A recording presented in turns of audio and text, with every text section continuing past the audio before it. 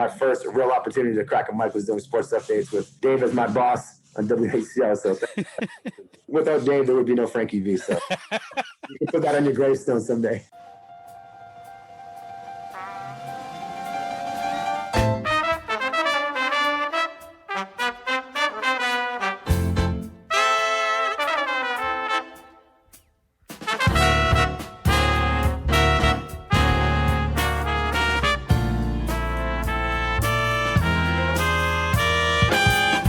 Dave Bolger here, and welcome to Had I Known, an exploration of the Hamilton College experience.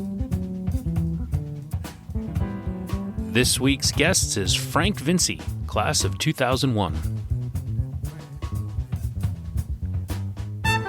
All right, back at it again. Week 22. We've been doing this for a while now. 22 episodes. That's like a full network television season. But don't worry, this is not a season finale. There's no cliffhanger at the end of this one. Just another great conversation with an interesting member of the Hamilton College community, which is what you've come to expect. At least I hope it's what you come to expect. If you expect something else, I don't know what I'm giving you here. But before we get into that great conversation, I said last week, once the recording of Had I Known Live, the virtual event we did with Hamilton a couple weeks ago, was available, I would tell you. And, well, it's now available. If you go to any one of our social media pages on Facebook, Instagram, or Twitter, Had I Known Show, you can get it there. It's a pinned tweet. It's been recently posted on the other platforms as well. So if you're interested in seeing David Gaines and I have a chat, and a few other guest appearances from previous guests and hopefully some future guests, go on and check that out. Had I Known Show on social media. I got a great note from Kurt Odell, class of 1998. Kurt says he's been enjoying the show, loves the idea of the show, and loves that everyone gets asked the Had I Known question. But, he says, I think a great follow-up would be, how does that change what you do today? If you wished you had become more involved, made a broader set of friends, or gotten to know people or professors better, how are you living that today? Is that Had I Known moment intended for the kid on the hill listening to avoid the same regret? Or is that, in hindsight, something we can work on today? Well, first of all, Kurt, I'm the one who asked the questions, not you, so butt out. But no, I think it's a great question. And, the way I see it, it can and should be both. I do hope that there are students on the Hill listening to this and getting some inspiration from the mistakes, the regret, and the lessons learned from the alums. But I think we can all take some lessons in taking advantage of the moment, taking advantage of what we have in our lives now, living in the moment, being present, and appreciating everything that we're doing. I think that comes up a lot. How well do you know your neighbors? How well do you know your coworkers? You may find that you have more in common with them than you think. Do you speak to them? Do you ask them how they're doing? Because I think you see, looking back, people saying that they wish they had done a lot of that with people that they were going to school with their classmates, with their hallmates, maybe even with their roommates. But it's a great point that Kurt raises, and it's something I should dig into more with guests. So while I don't know that I directly asked this week's guest that question, we do get into lessons learned, and I think you'll hear how he applies a lot of those lessons to how he works and who he is today. And think about this as you get ready to listen to my conversation with Frank Vinci. Frankie V. Imagine having a goal, a dream, as an 18-year-old heading into college and fulfilling that dream. It doesn't happen very often. And Frankie V is a guy who made it happen. He came to college wanting to be a guy on the radio. Got that opportunity and was able to do that on WHCL and hustled his way, worked hard, persevered, and made it happen. Made it happen to where he's now co-host of a popular morning radio show in San Diego. So it's good to see one of WHCL's own make good. And it's great to have him back on the air in Clinton, New York.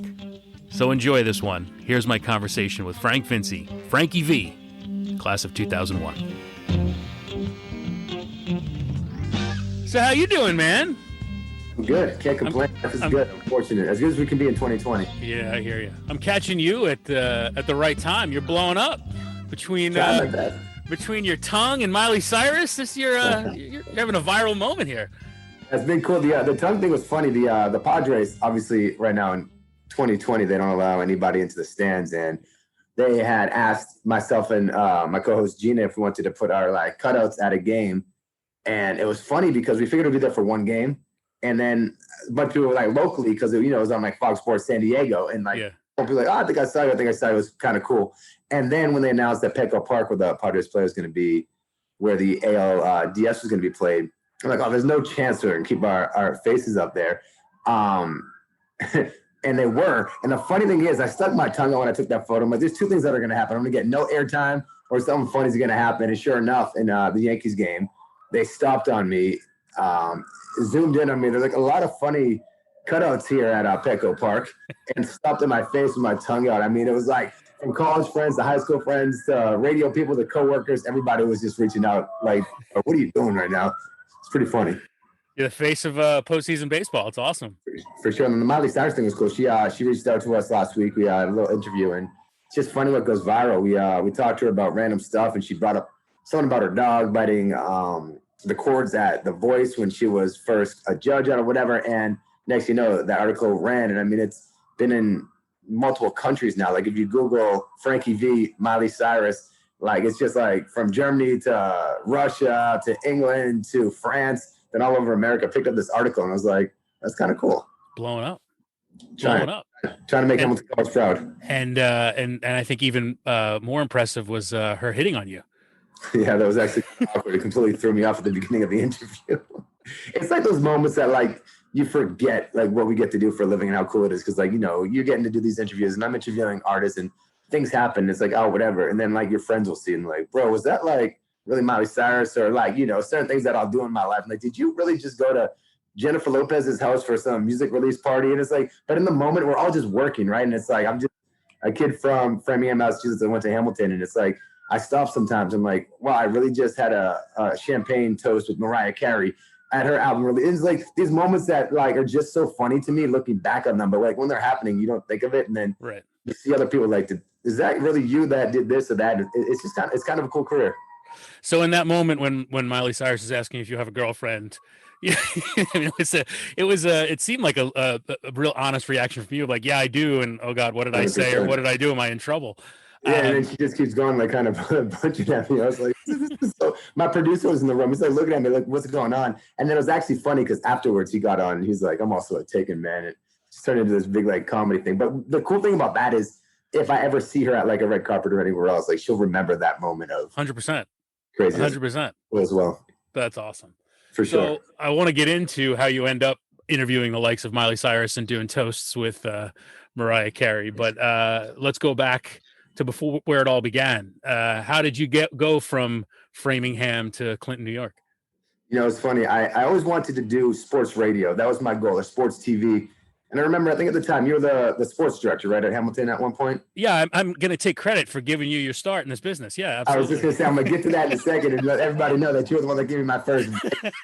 But it was funny because Steve Burton, who's on WBZ in Boston, he's the sports director in Boston. You live in the area. You'll see him on Channel 4, I believe, and Framingham, and actually from my neighborhood. And he was handful of years older, and I would see him on TV, and I'm playing high school football. I'm like, what do I want to do with my life? And you see him, and he's like talking sports. He's at the Patriots game and the Red Sox game. I'm like, that looks a lot more fun than working. And I connected with him because his family was down the street from me, and he kind of talked to me and talked me through it. He's like, it's a crazy career, but if you think it's something you want to do, pursue it. And when I was looking at colleges, I wanted to play football, which I got to do at Hamilton, which is great. But I also wanted to work in media or some type of communications. And I know at Hamilton, they didn't have per se a broadcast journalism degree, but they did have WHCL. So I said to myself, let's go get a great education. Let's go play some football. Let's move a few hours from home to Clinton, a whole new experience. And if nothing else, I will be able to be on WHCL radio in Clinton, New York. Made the move, got accepted into the college and went there. And I remember first semester, I tried to get a show, I believe. And I think you might've told me no, might've been projection. And you hit me back shortly thereafter and said, we have sports updates. We do these sports updates. And you know what? You were willing enough to, try to get a show. And I know that right now, there's not one, blah, blah, gave me a whole spiel. And gave me my first break doing sports updates, which looking back on it was so amazing. But like while I'm doing it, like, what am I even doing? Like I had no idea. You're basically like, record these updates, put them in this, get this in. And like, I had no idea. But looking back, it was like the coolest moment. It was like my first actual break of talking into a microphone, recording it, and then having a few people hear it in Clinton and Utica, New York. So. Well, for the record, I didn't know what I was doing either. That's why you didn't know, because I didn't know what to tell you what to do. That's so funny. And I did that, and I eventually worked into my own show. I did like a hip hop show, like a Howard Stern type of guys talk show, and then I ended up doing with Greg Ernstrom. We did color commentary, play-by-play for the varsity basketball, and I kind of tried a little bit of each. And again, my ultimate goal was always sports. Like I loved when I was doing those sports updates and talking sports. I loved doing the color commentary. And I graduated Hamilton in 2001, and the one Hamilton contact that was kind of working in radio was a guy by the name of Jim Rushton. And the alumni program at Hamilton is great. And anybody watching like this right now, I recommend utilizing it, because you never know where it's going to take you. And I'll tell you, man, if I never met Jim Rushton, I might not be here having this interview with you, Dave, because he took me under his wing. He brought me in for an interview. He was the general sales manager at the time of WEI Sports Radio in Boston. And he brought me in and he's like, what do you want to do with sports and radio? And I lied. I said, oh man, I want to be the best salesperson that you've ever seen. I was thinking of any way to get my foot in the door. Yeah. And he's like, what do you know about sales? I'm like, I don't know anything really, but I just know that I love and I'm so passionate. You guys get to sell the Red Sox. And like, I've made up this whole story. He put me through the whole interview process. And I remember he finally hired me at WVEI, which is the satellite of WEI in Worcester, Massachusetts, and gave me my own little office out there. And I was the only salesperson out there. He's like, we're going to basically pay you off a commission. If you sell stuff, you make money. If you don't, well, you know what? I did my job as an alumni and I gave you a chance. Gave me my own office, and he would bring me in once a week to the Boston offices to be in their sales meeting and their training. So I was learning while making a little bit of money, but not like the pressure on me of either sell or fail, or Jim's pressure of why'd you hire this kid. It was kind of like a gimme. And it worked out so great because I didn't want to do sales, but I knew that I had to do well enough because I had a radio studio there and my foot was in the door and I couldn't miss the opportunity. So I realized the office that he put me in Worcester was a former radio station. It was like a mini studio that was no longer on the air. So I figured out how to turn the microphone on and make a demo tape in that studio. So I'd get all my sales work done, and then I'd literally push play on a CD, put a tape in a tape player, and I'd make fake demo tapes. And they were terrible, like so terrible. And I would listen to them and I'm like, I'm getting there, but I'm not good. I need some help. So one day, true story, I was at lunch at the Boston office at Entercom Boston, which is the parent company for EI at the time. And I was sitting at lunch at there, like a cafeteria, and I talked to this guy named Chuck. And I'm like, you don't know me. I don't know you that well, but I know that you're the production director. You used to be on WAAF in Boston, and I need help. He's like, bro, you're a salesperson. I don't know sales. I'm like, I know. I need help getting out of sales and doing what you do. And he's like, I could probably lose my job by helping you out, but you know what? Let's get this done. So he would give me advice on how to make a better demo tape. And then 6 o'clock was done. I'd drive from Worcester. I'd go to Boston offices. I'd go into his office and he's doing stuff. And he would air check me and go over these tapes and go over these tapes and go over these tapes. And I'd go back to the Worcester studios the next day, get all my sales done. And then I would keep on making more demo tapes. Fast forward, we sent these tapes out across America. And of course, everybody says, you're not good enough. You're not good enough. One station in New Bedford, Massachusetts, JR, rest in peace, he passed away not too long ago. After 6 times of rejecting me, finally said, I've never had somebody as persistent as you in all my years of radio. Why don't you drive in here and I'll at least meet you in person and take it from there. New Bedford was probably about an hour and 15 minutes from my parents' house at the time where I was staying. And I would drove there, did an interview, and I begged them, like, I'll sleep in my car, I'll do whatever, just put me on the radio, I can do this. All while I was still doing sales, and they had no idea I was doing this, you know. So the two aren't supposed to collide together. Anyways, he ultimately offered me like a Sunday night shift, 8 to midnight. So I would do my Sunday night shifts, 8 to midnight, and then I would do my sales job Monday through Friday at WEI, and then I'd do the Sunday night shift. And then every now and then they'd have me fill in on the night show, and I would tell Jim, hey, I got to go do a sales call. I got to leave the office. I would literally change out of my suit and tie into like gym shorts in the car, drive into the shift. And I did this for about 3 or 4 months. And Jim actually had a place in Cape Cod, which when you drive to Cape Cod, you pass through the listenership of this radio station, Phone 107. And he actually heard me a few different times and kept his mouth shut, said nothing, but he knew what I was doing. And he would treat it as if he never did. Finally, I gave myself the point. I'm like, it was Christmas, right before Christmas of 2002. I went to Jim's office and I said, today's the day that I'm stepping aside. He's like, what do you mean? I'm like, I want to pursue on air. And he pulled out the paycheck I had from sales and he's like, you're going to go to part. I go, that's fine. And he goes, Frankie, I've known all along what you've been doing. I've been listening to you on Sunday nights and I've been listening to you on your filming shifts. He's like, I have to give you credit for all the salsa you're putting in. Kept me in at EI doing like promo stuff. I'd host events for them. I'll do on the radio. I ended up getting on part-time in Boston, New Bedford, and Hartford, Connecticut, all on a Saturday. And I would get up at like 4 a.m. I'd drive to Hartford, do a 4-hour shift there. Then I'd drive to New Bedford, do the evening shift there. Then I'd do the shift at a station in Boston that's no longer there, Star 93.7. And while doing that, I gave myself 1 year. It's like either make or break. Fast forward to 3 months later, April of 2003, I got hired in Portland, Maine to do a night show there. And a lot of my friends are like, you're crazy. Why are you going to move to Portland, Maine? You know, that's such a small city versus Boston, this, that, the other. Went there and I had the best year of my life. It was just so much fun. I learned so much. My boss at the time, Tim, was a great dude. I started sending out demo tapes. I got ANSI, ended up getting hired in Hartford, Connecticut. Did a night show there for about a year and then got ANSI again and sent my tapes out to some places. And I landed in San Diego in 2006 to do a night show, 7 to midnight, which was great. Shortly thereafter, I got part-time in LA at Kiss FM out there. Ryan Seacrest has a morning show there. It's one of the biggest top 40 stations in the world. Yeah. Doing weekends there. Worked my way into assistant program director, music director, and morning host in Channel 933 in San Diego. Did that for a few years. And then in 2015, my dad got sick and ultimately did pass away. I offered me a position in Boston at a radio station, Gemma 94.5. Sure. Back to Boston to host the morning show there. Did that for about a year. Things changed in radio. That happens. And my show was removed out the air. But I stayed an employee of iHeart. And they're working on some things. They ultimately sent me back to San Diego. Did some stuff on another station. And then February of this past year was brought back to Channel 933 to co-host the morning show.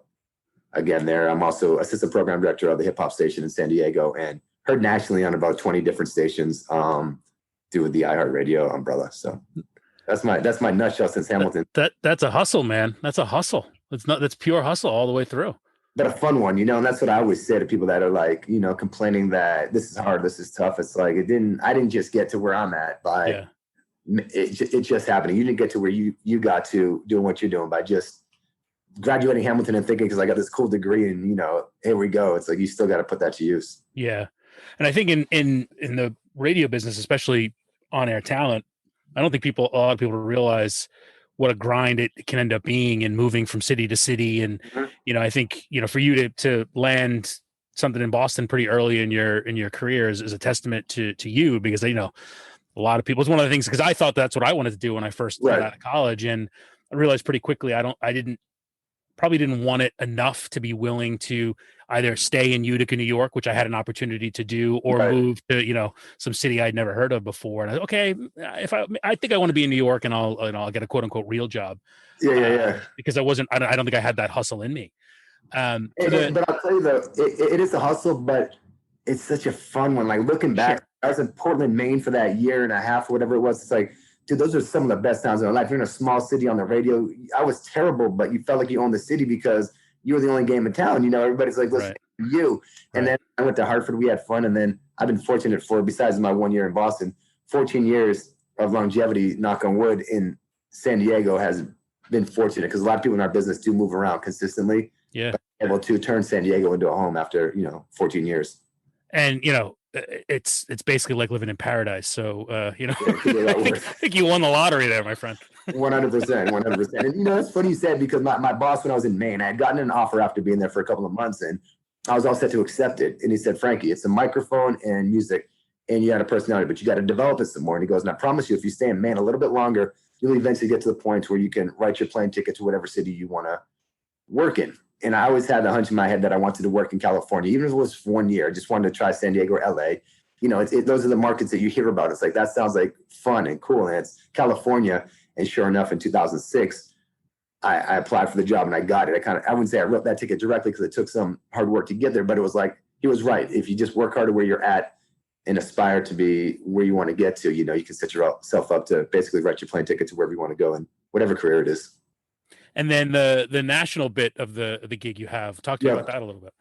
So within iHeart, they're the largest media company pretty much in the world. And within that, you have the opportunity to be on in multiple cities. So I do a midday show from 10 a.m. till 3 p.m.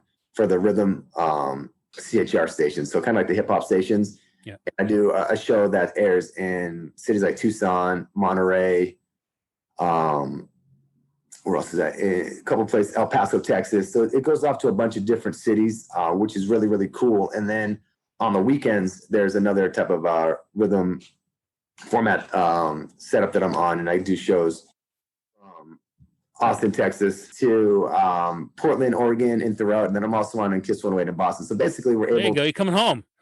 Exactly. Heard in Boston, and it's cool because it's all from the same studio, and it just exports out. And syndicated radio has been on forever, and it's kind of just like a setup in regards to that. So ultimately, I use the studios in San Diego and send my voice out to about 20 different other cities across America. Very cool. Very cool. It's pretty fun. All right. The sales bit that you started with. Yeah. One, having no safety net and going 100% commission right out of the gate. That's a hustle in and of itself, because if you don't sell, you don't eat. Yeah, and you were doing that while putting together this on-air career. Mm-hmm. What did you learn from the sales bit? Did you take any of that lesson with you still? I did 100%. And it's actually funny you say that, because I feel like that had helped me grow in my career. And people are like, well, how does sales help you on air? Because a lot that we do is dealing with clients. Yeah. I have endorsements where, clients team up with on-air talent and they build marketing packages and we voice their commercials. And it taught me how to deal with those clients, and it teaches me how to understand them as well. So when I go into meetings now with one of our sales reps and a client, I understand both sides of the business, which is a lot better. Furthermore, I feel like sales, if you do sales as a job, it's probably the toughest, hardest grind you're ever going to do. You got to be able to take a lot of no's. You got to be able to believe in yourself that you can make it happen. Like you said, it's like sink or swim. And those moments of making it happen prove to me, I'm like, if I can do sales right out of Hamilton College in radio with no experience, who's to say I can't make it on the on-air side? So it kind of gave me the fundamentals of confidence within myself and what I can accomplish. Right. And I imagine right out of school, young sales pup, you're not pitching the big Fortune 500 companies. You're going mom and pop businesses. And that's where Jim gave me that opportunity in Worcester. And it was 100% what you said. And that's why he put me in Worcester, because in Worcester, Massachusetts, a lot of sandwich shops and a lot of smaller mom and pop businesses that probably wouldn't be able to afford the big stick of WEI in Boston. But in Worcester is a satellite of it. And it was a lot cheaper for advertising, but they didn't have a young kid that was willing to just go make minimal dollars to just go slang some marketing plans and whatnot. So it taught me how to do it on a smaller scale, where I wasn't asking for millions of dollars. I was asking for small sums of money. But by doing that, it proved to Jim at WEI that I could get out there and make it happen, which eventually gave me the confidence and success to move into the Boston office full-time shortly before I did leave that for the on-air side. Gotcha. So sports were the dream. Yeah. But you went in a different path. Was that intentional, or was there a moment when you realized, you know what, going a more of an entertainment music sort of route was better, or just it played out that way? It kind of played out that way, but I wasn't mad at it. It's like when I was at WEI and seeing what was going on there, I think it was easier for me to probably make that music demo tape by myself in that studio than to try myself for an hour. And I kind of feel like I got better at that because I was able to practice it and utilize that. And I'll be honest, I love what I do now. And the cool thing is we do have a Fox Sports Radio in our building here in San Diego, and I've gotten to fill in a couple of times on the midday there. So it's actually been kind of cool to be able to jump on and do that a little bit. And I've gotten to do a couple of other sports type stuff. Fox TV out here has put me on a couple of times and do sports updates for fun. So I've gotten to still do it as my radio personality versus having to be so focused on being successful on the sports side. So I kind of fell into it, but I'm not mad at it at all. I feel like, it was originally that, but I kept my eyes open to anything in the on-air broadcasting side. And I feel like it worked out in my benefit for the way that it took me. That's awesome. Well, it seems like you're doing a lot of different things, which is fun and good, and a true Hamilton liberal arts kind of approach to life, right? Hands in a little bit of everything.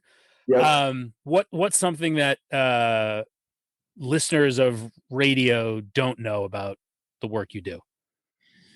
they probably don't know that it's not just a 4 on the door type of job. Like I don't show up at 6 a.m. and done at 10 a.m. and then you just go home. Cause everyone's like, oh man, you do the morning show and you get in, you're done before, most people are even start. But it's not like that. I get in usually, I get up at about 3:45 every morning. I'm usually in by 4:30, starting to recording and prep my national shows. And then you do the morning show. And then afterwards we show prep for the next day. And then after that, oftentimes we'll have events to do.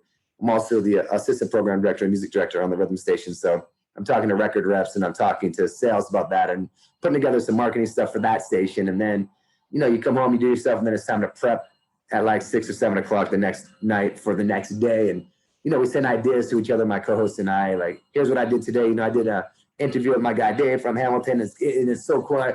I'll put that in my prep for tonight. Maybe tomorrow that becomes a part of conversation. So the day starts at 4. It ends when I go to bed. There's not like that downtime. I think a lot of people assume that it's you just turn the mic on, you have fun for 4 hours and you shut it off and then you drive out and you make a good career out of it. Yeah. The misconceptions when it comes to radio. The thing that struck me when I did a short stint my senior year at WOUR in Utica. Okay. I was doing weekend overnights, the classic rock station in Utica. I actually think I remember hearing about that, and I was like, man, look at Dave doing his thing, because that's what I wanted to do. And I remember that you got a little stint doing that. Yeah, I got lucky. I was just I can't remember how it came about. Adam Hirschfield, who was also involved in the station, was working at WOUR as like a production guy. And I think he had heard they were looking for on-air people. And I was I just sent my tape. I think it was like a cold call. Like, I heard you were hiring people. Here's my tape. Yeah. And it was, none of us were any good at college radio back then. For sure. But I had just interned that summer before you mentioned Star 93.7. I was an intern at Eagle 93.7 when it was Eagle. Prior to Star. That's so funny. Yep. And Mix 98.5 before the Sports Hub took over that dial. Of course. So I was a promotions intern, and I think the program director liked the fact that I had promotions experience. So he hired me to do that, thinking he could tap into some big city promotions work. Yeah. When I worked there, man, it was some of as a listener, you have this conception of what people look like, right? I'm sure you get all the time, like, oh, you look different than I expected. But somebody actually, funny you said, not to cut you off, we have a commercial running right now on TV, and we have this big cash giveaway, and Gina and I are in it, whatever. And somebody literally posted, goes, wow, I've listened to you guys for over a decade, and this is what you look like. Shocked. And I was like, is that like shocked in a good way? Or is that like shocked in the bad? just shocked. He's like, I've never seen your face, and I've listened to you for a decade. And it's, So anyways. Yeah, no, there's a huge part of that. People, the theater of the mind of radio takes over a little bit. And then also just with that, I'll never forget. So the studio I worked in was across the hall from the Top 40 station in Utica. And it was just that, and overnights on the weekend, it was just the two of us in the building. And I remember the first shift I peeked in, and at the time in the 90s, they're playing like Ricky Martin and Britney Spears. And this guy looked like he should be on the classic rock station. I mean, long gray hair, just burned out, and I'm, in my early 20s being like, here's Judas Priest, he's great, and like, so we'd hang out in each other's studios, and he'd be like, he'd be in my studio, like, I remember seeing these guys at the Utica Auditorium back in '72, man, they were great. And then I'd go hang out in his studio. He'd be waxing poetic about the way the station used to be. Hold on, brother, let me tell you one time. That was Ricky Martin, living La Vida Loca. And I'm like, who the hell is this guy? It's so true. It's so funny. And that's one of the transitions that has happened in radio over the past, 20 years or so is back in the day, it was very much like that deep voice. And here's how we're going to do it. We're going to project. And it was funny. And it's changed to being more like natural. But I remember like when I first started hearing like a lot of these jocks that have these voices, I'm like, man, I'll never make it on air. Like I don't have this big, and I would like smoke like a cigar. I'm like, maybe I have a cigar the next day. And I would try all these things. And like, it worked to my benefit that eventually it kind of shifted from that. But I remember like those dudes, those old school rockers and stuff, if they were doing Top 40, it was just like, hey, this is Britney Spears. And they had like this deep. Yeah. Like they're the radio voice. Yeah. So funny. Well, it's good to know that it's getting a little more real, because that was the one thing like back then. It was like, man, everything's just so fake. It was so fake. And now that's the biggest thing with us. And it's like, I've learned that, especially doing morning radio, like I just said, we prep about what happens in our lives. And it's like one of the most connecting I think I ever got was when my dad was sick, and I would actually go to Boston, and my co-host Gina would stay here and I'd be in Boston. And I was honest to the listeners, and, they came with me through the story of my dad being sick up and down. And we were in two different cities doing a live morning show. and I would be like, yo, I might have to like go if my dad gets sick. And ended up, I was on the air and he almost lost his life. And I literally just broke down in tears and went to Mass General Hospital and just left the show, like mid-show, like I just dropped it and left. But to this day, like the other day I was in Julian, which is about 45 minutes outside of where I am right now. And it's kind of like a New England field type thing in San Diego. And guy sits down next to me and recognized me. And he's like, man, when my kids were sick years ago, 5-6 years ago, and I was struggling, how do I get through this? I was like, man, if Frankie can be hearing that his dad's about to die, but be able to talk on the radio, I can go to work today and take a breath and know that it's going to, we're going to get through this. And I've had that a few times, but it was like, that was the moment for me being real and being honest. Like I could have lied. Everything's great. And I'm here and saying, that everything's not good. My dad is close to passing away. My family's a mess. And I'm actually in a Boston studio right now, talking to you in San Diego. And Gina, my co-host, is in San Diego, 100% honest. And, at first you're like, man, do you want to tell the audience that? Or are they going to think this is kind of weird? And we went with it. And I'll tell you, those moments made me realize that that's what radio is, right? You can listen to music anywhere. You can download every song you want to off of Spotify and your iPod, whatever you want to do. Yeah. But those moments of realness, I think, is what cuts us through now more than ever, because there is competition, with music side of stuff. But when you make that realness, and that guy tells me, and I probably had a dozen people come up to me in the past few years, like, when your dad was sick, you helped me get through X, Y, Z. And realness is the shift of radio, because I feel like back in the day it was hokier and it was more like and you see all like the fake stuff on TV. They'll make fun of it in like cartoons and whatnot. And I think that shift I personally realized was going through a personal vulnerable situation and being honest about it. Yeah, well, I think for as the media world changes, there still is an element of radio, particularly local radio, and the personalities such as yourself that are on it. People have real connections to them and feel like they're part of their community. And if you're phony, then people, I think, especially now, start to suss that out pretty quickly.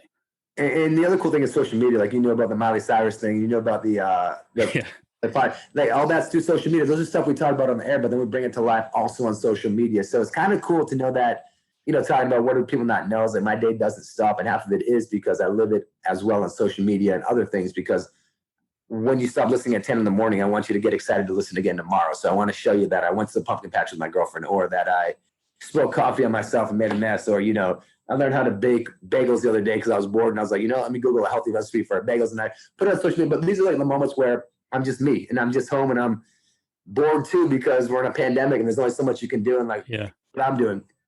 So I feel like the cool thing about radio now is it's 360. It's on the streets, it's on the air, but it's also on your social media, where I can give you 24 hours of me on phone whenever, no matter if I'm on the air or not.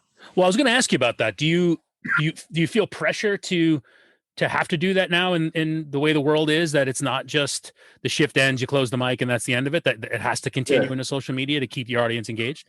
Is it a pressure?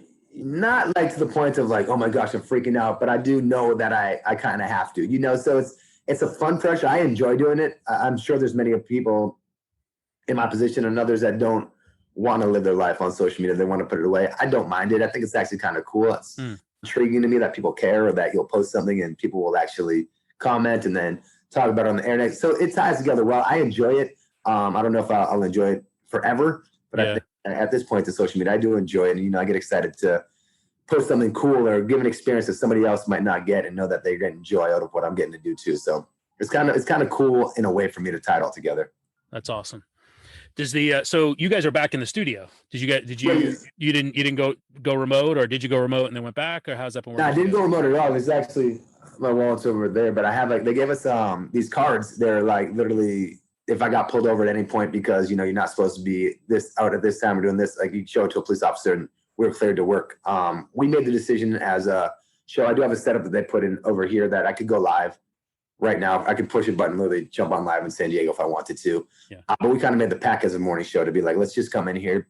And my personal reasoning and thoughts were that everybody's freaking out across the county, across the country, across the world. And if I'm freaking out, hey, I'm broadcasting from home because we're scared to go in, that adds more panic. My side was, if we say, hey, you know what? We're socially distanced in studio. The station is actually, washes down every single day the second we leave. This, that, and we're okay. We're here. We're going to get through this. It kind of brought that comforting feeling of, Gina, Frankie, they're in the studio and they're doing okay. I'll be okay as well. So I took that upon myself to say, as did Gina, to say, let's just go in there and let's just do it and do it as a team and kind of become like a family of quarantining together. And we're all pretty smart in regards to how we handle outside of work. You know, we're all pretty good on not doing anything too crazy early in the pandemic and being respectful to each other. So we'd be safe. But I wanted to be there, and I wanted to say, hey, I am here and we are live in studio and we're going to be here for you versus I'm on my couch at home and I'm too scared to drive into work. So here I am.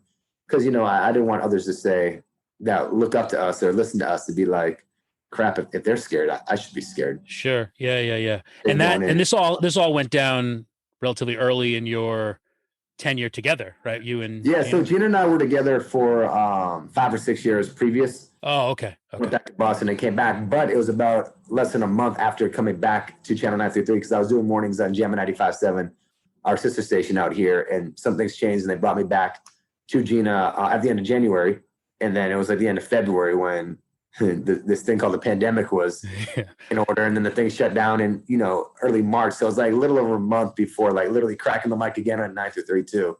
Holy crap. The world is falling apart right now. Yeah.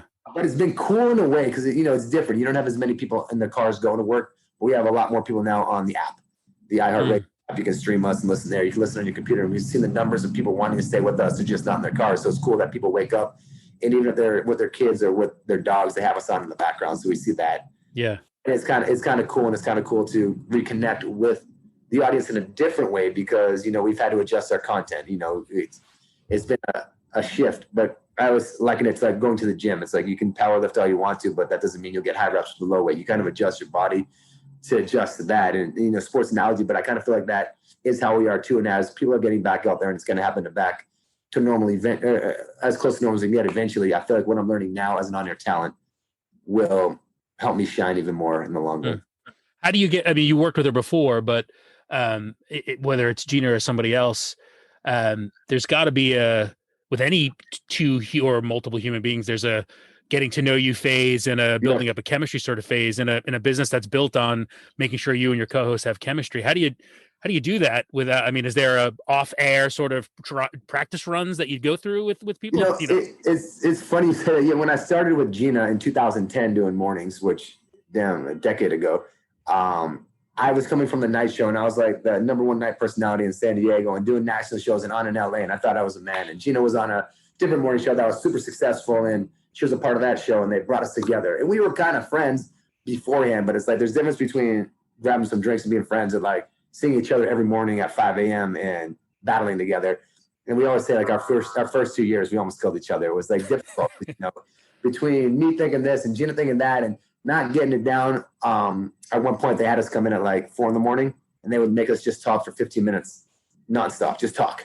Cause nobody's up really listening at 4. So it's not going to hurt ratings. They're like, you two just talk, have a conversation and learn how to get that conversation going and gel. And it's funny because we look at it now and we'll talk through some stuff beforehand, but I can, based on Gina's inflection, I know when it's, you know, I can slide in, you know, it's sure pretty natural conversation now. And it's kind of cool. And I can also know on a day where I want to fire her up, like I know her well enough that I can say certain things, you know, that it's going to take the conversation that way. And she knows how to push my buttons. And it took a while, but now, I mean, I've known Gina 14 years, worked with her, you know, on and off for the past 10 directly in a morning show. Now it's like brother and sister. And it's fun because, you know, like the same way you argue with your siblings or your parents or whatever, that's like us in the studio sometime. And we have a producer and an assistant producer that kind of keep us in line at times. And our producer, executive producer, Chris, is kind of like the referee, you know. It's like certain times he'll guide stuff for like, you know, if something's not feeling right, he'll fix it for us on the fly. But it did take time to get that chemistry, but now we have it to the point that it's like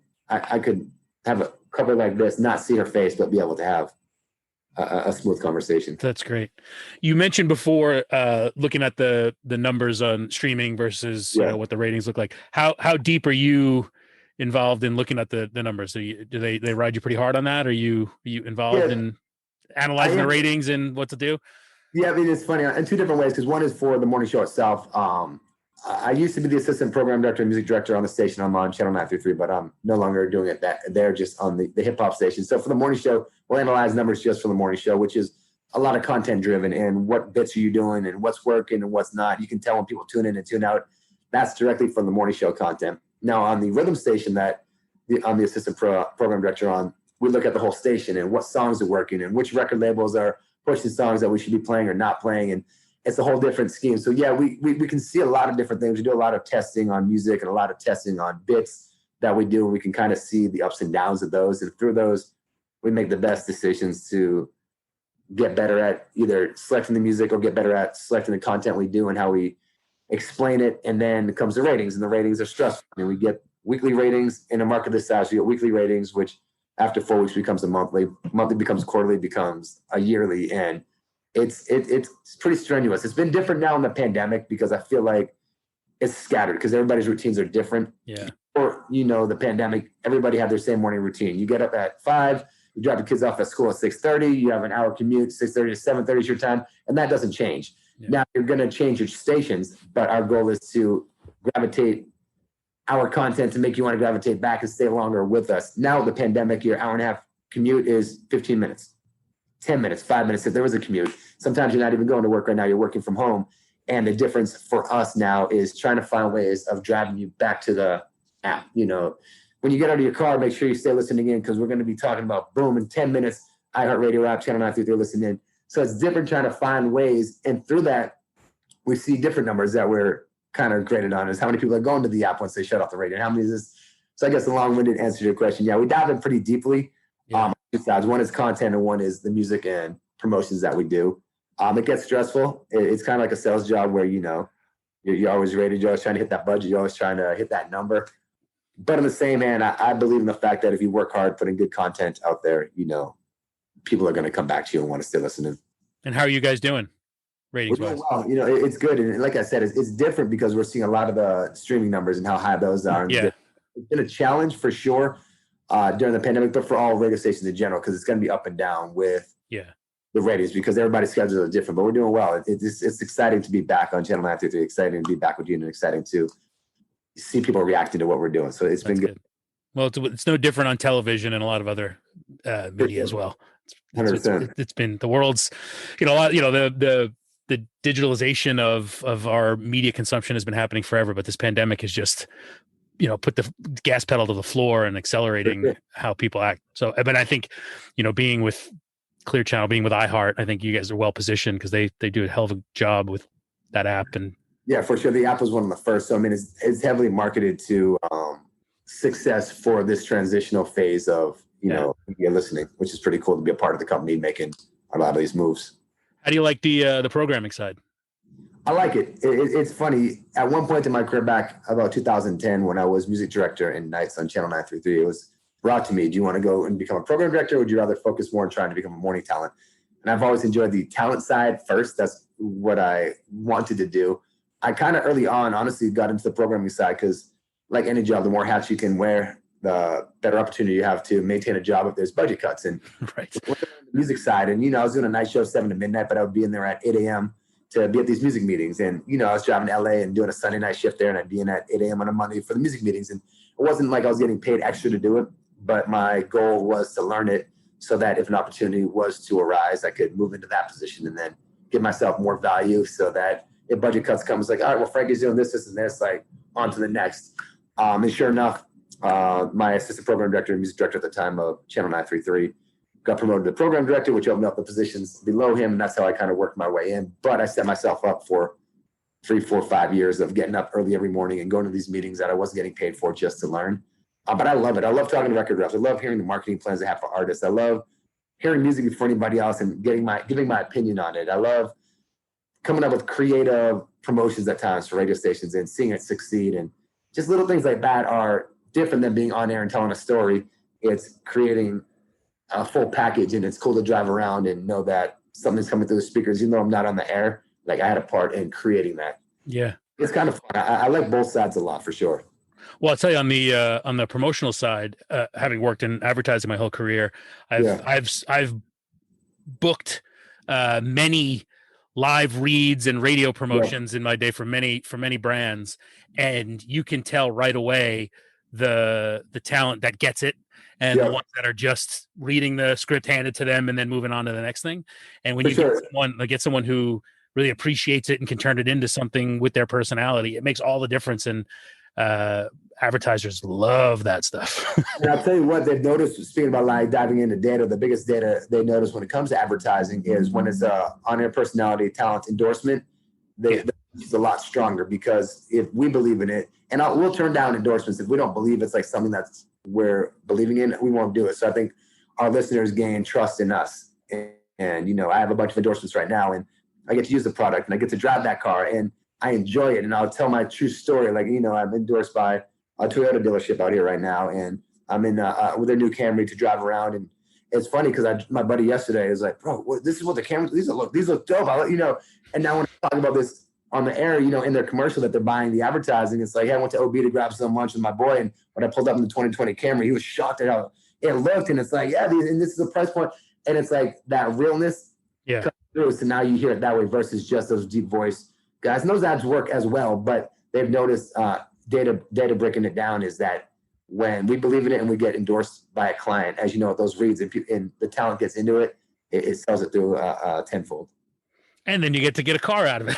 And you get a car, and you get a lot of other cool stuff out of it. And it makes, I'm very fortunate and blessed for that, for sure. But it's kind of cool too. But I'm the same, man. It's like, I don't want to lie. So it's not like, hey, I love that Camry. It's so great, but never driven it. You know, it's like, yeah, of course. Yeah. Hey, that's a great bank, but you never banked there. Or like, you know, I love this clothing line, but I've never worn their clothing. So it's like twofold. So we're fortunate to get to utilize what we're endorsing. But on the same hand, I want to be able to say, hey, look, I really do wear this. Or I really do drive this. Or I really do go to this gym, and I love this gym, so that it's not me lying to you saying like, hey, this is the best gym in the world. And I'm like, crap, I would never be seen in there. You know, you don't want that. So it's kind of cool to obviously get the opportunity to use it. But for listeners, and on social media, because you can do a social media marketing plan where the goal is for me to be on air with it, but also to post to social media. It's that's awesome. Speaking of what you're wearing, talk to me about this hat you got on.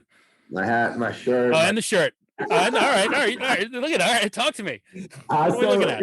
My brother, Mikey, he does nights actually where you're at Kiss 108 in Boston. He's afternoons now. He's doing 3 to 7 or 2 to 7 on Kiss 108, 107.9 in Boston. He's assistant program director, music director there as well. He's 8.5 years younger than me. And it was funny because, you know, when I first wanted to get into radio, I'm 20 years old. He's 12, 11 years old. And he's like, big brother's doing this. This is cool. Anyways, he started following in my footsteps. And it's funny, he said you were a promotional intern at some of those stations. When he was a senior in high school, I got him an internship in promotions at Magic 106.7 at the time, which it was a cool opportunity for him. But they normally don't hire high school seniors. I talked to the marketing director, and he's like, he's your brother. I know he gets it. If at the time, like Nick Lachey shows up, he's not going to geek out and try to get a photo and like say I'm because I'm with the boy band. And he did a great job at that. He built his career up. And as he started building his name up, Mikey V, Frankie V, everybody started, seeing that we're both doing this. And there's an artist by the name of Ayaz who had a couple of songs a few years back, a song named Replay, and a couple of others you probably have heard. He came into the studio in San Diego, and he had just left my brother's studio. It was at a station, I think, at the time in Indianapolis. And he's like, you look like this other dude that I just talked to on the radio. And I'm like, we're brothers. Like, you guys are the V-Bros. And he actually signed a plaque, said, thank you to Frankie for everything. Much love to the V-Bros. And that became our slogan, the V-Bros. And for Christmas a few years back, my brother had this logo made and gave me a hat with it on it for Christmas. And I started wearing the hat, and he started wearing the hat. And people were like, that's kind of cool. What is that? I'm like, oh, it's our brand. It's our logo. You guys got a brand and a logo? I'm like, well, we got a hat in our logo, not really a brand. And it started to develop, and more people wanted them. So I got a hat connection on here. My brother has one in Boston, and we started producing the hats and giving them away at first. And now we have a website, vbros.world, and you can actually purchase the stuff and wear it. And it's cool. And again, it's not going to get me rich, but it's fun to have it, to wear it, to people connect with it too. Yeah.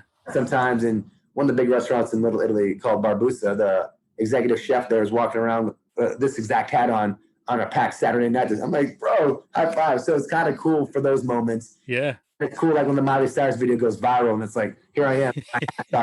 Then my brother does a video, and the hat's there. So it's kind of our connection together. And through that, we've begun a side real estate business kind of, and it's, V-Bros, and we do all of our real estate stuff together through that as well. So it's kind of becoming our umbrella of radio to podcasts to merchandise to real estate.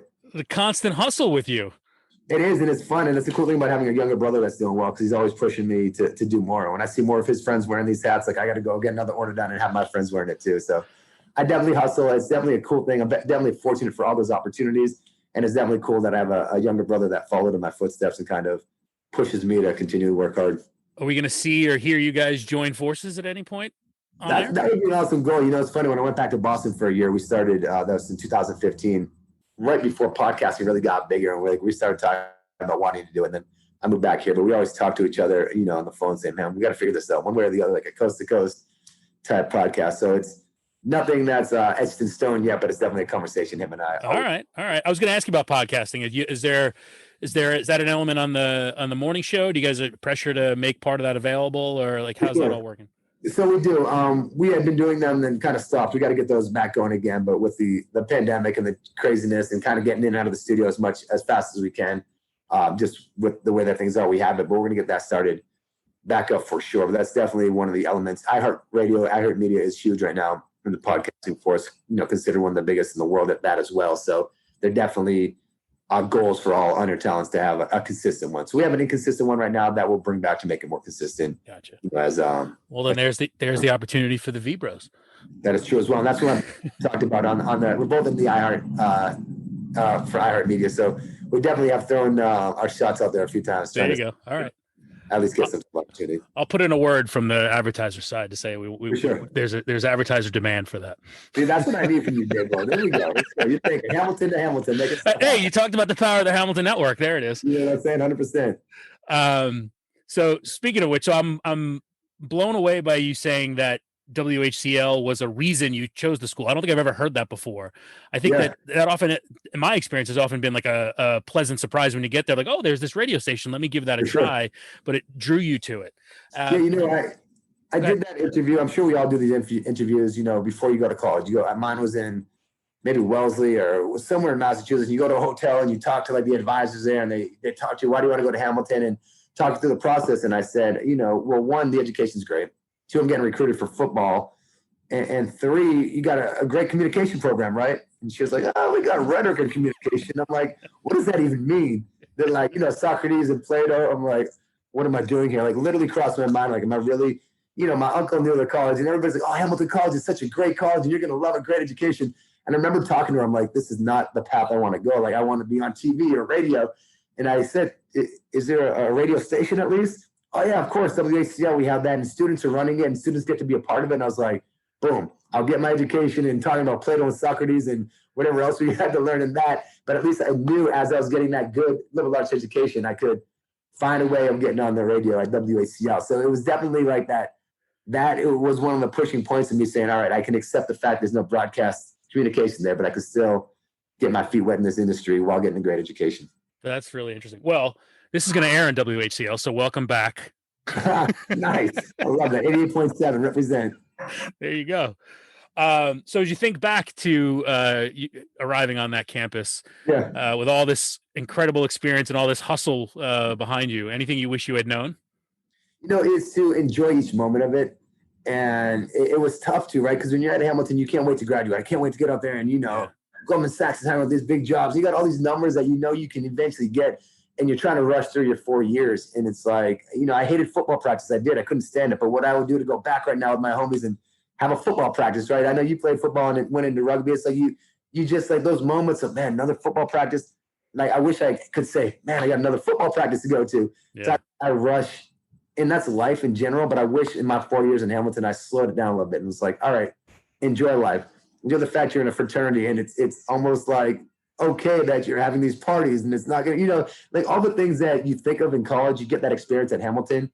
And I wouldn't say I rushed it, but I couldn't wait to graduate to go on to the next thing. So I wish I could slow it down. And then after that, I wish I could have taken that advice through the rest, because I loved sales, but I hated being in sales because I didn't want to do sales. But like looking back, it was so cool being 21 years old with earrings and dressed, not the part of a salesperson, and making it happen and having all these like guys in their 40s and 50s high-fiving me like, the kid's got it, he's doing it.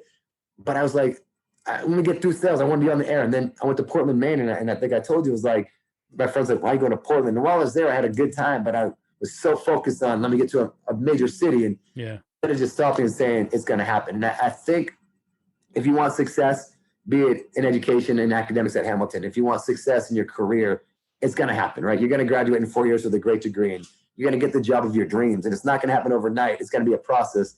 But my advice to younger Frankie in Hamilton College days is to slow it down and enjoy those moments, because you're going to make some of the best friends in the world. You're going to, as much as you hate whatever sport you're playing, practice, you're going to miss that you're not an athlete anymore, and just enjoy each step of the way. And I still catch myself now wondering what's next, and what's the next move, and what's the next project, and what's my next thing. And I have to stop sometimes and say, Frankie, chill. You couldn't wait to graduate. When you were in Portland, Maine, you couldn't wait to go out of there. When you were doing nights, you couldn't wait to get to mornings. And it was just like that process. So I think a long answer to your short question is enjoy the moments, man. If I could go back to Hamilton College for one more week, just to go back, and just those lecture halls that I hated, and those books that I didn't want to read, and that thesis I didn't want to write, I wish I could do that all again. Yeah. Know that it was going to work out, 20 years later. 100%. That's a good one. You mentioned tempering your focus on what's next. That was going to be something I asked you. What is next for Frankie V? It's crazy to think, because my ultimate goal was to do a morning show in Boston. It was just like, I grew up listening into Jam 94.5 and Kiss 108. And, I've been on Kiss, and I still am virtually from San Diego. And I got back to Boston to do a morning show on 94.5 for a year. And that was always my goal. And if you had asked me this question in 2013, 14, 15, before I made that move, what is your ultimate goal? It's to be back in Boston and be the number one morning show personality there, and I'm going to do it. That opportunity came and shifted, and I'm back here. And I remember when I got the job back in San Diego, I'd been offered a couple of other opportunities, one to possibly stay in Boston somewhere else. iHeart to give me some other chances, and they just didn't feel right for me. And when I called my mom and I said, San Diego's offered me a position to come back, should I take it? And my mom just cried. She's like, that's your home. Go back, go enjoy it. And I remember getting on the plane back in 2016 to make that one-way ticket move out here. And she said, what fears do you have? And I said, I have no fears. My dream job was mornings in Boston, and without my control was pulled from me.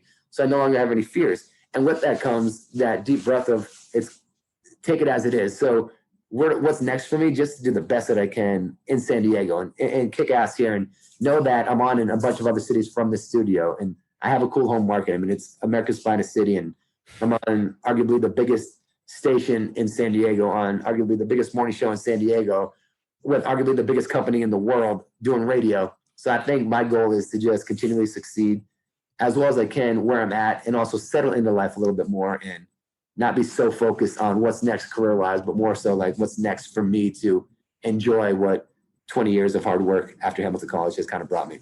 Take your own advice. Enjoy the moment. It is. Enjoy living in paradise. For sure. And it's so much easier said than done, but there are moments when we'll just stop and just be like, crap, it's just San Diego. Like, the ocean's right there next to me, and I get to look at it every day, and I get to talk to these people on the radio, on a station that has over 1 million listeners every day. It's cool. So it's my advice to me is to enjoy where we're at and do the best at where I'm at, versus worrying about the next move, but just doing the best at personally and career-wise where I'm at now. Well, look, man, if I think back to, talking to you about doing sports updates, recording them literally on like cassette tapes, to see where you've got to now. I didn't even know then that this was your dream, and man, you knocked it out of the park doing it. I couldn't be happy for you. I appreciate it. Thank you for that first kick in the butt when you said there's no openings, and then flipping that over to second semester, giving me my first chance to crack that mic, which ultimately is my first real, 88.7, granted it's college radio, it's terrestrial radio, and that was my first real opportunity to crack a mic, was doing sports updates with Dave as my boss on WHCL. So and you ran with it, man. So happy for you. Congrats. Without Dave, there would be no Frankie V. So you can put that on your gravestone someday. There you go. I'm going to tell everybody that. I'm going to get one of those hats and say, this hat's because of me. I got to send you one for sure. I'll grab your address and I'll make that happen. Well, man, I'm proud of you. I'm happy for you. Thank you very much. And I like seeing what you're doing. And it's really cool to reconnect with people. 100%. Yeah. It's great. And that's a piece of advice to everybody there right now, or anybody that's watching it, is it is such a cool community. And it's like, you might not think you're going to ever talk to anybody again, but I'll tell you, I'm on a group text message with a dozen of my college buddies, and I'm on a fantasy football team with my college friends. And, I'm talking to Dave for the first time in so many years as if it was yesterday. You know what I mean? So it's such a cool community that Hamilton College has. And I think anybody watching this or even thinking about going to Hamilton, you get something special out of that college that you might not notice because you're rushing through those 4 years. But when you look back, it's a great experience. All right, there he is, Frankie V, back on the air at WHCL in close to 20 years. One of our own made good, and good for him. Happy to see how successful he's been and living his dream. Again, not many people get to do that, and he made it happen. Hard work and talent go a long way. Check out everything Frankie's up to at channel933.iheart.com. Find out all the places you can hear him on the radio. He listed like 100. The guy's all over the place on the radio. My thanks to Frankie for joining. It was great to reconnect with him. You have been listening to Had I Known on WHCL FM, Clinton, New York. HadIKnown.buzzsprout.com. Had I Known Show on social media. As always, my thanks to Dr. Michael Woods for supplying the music on this show. And as always, Doc is going to play us out. Hope you enjoyed the show. We'll talk to you next week.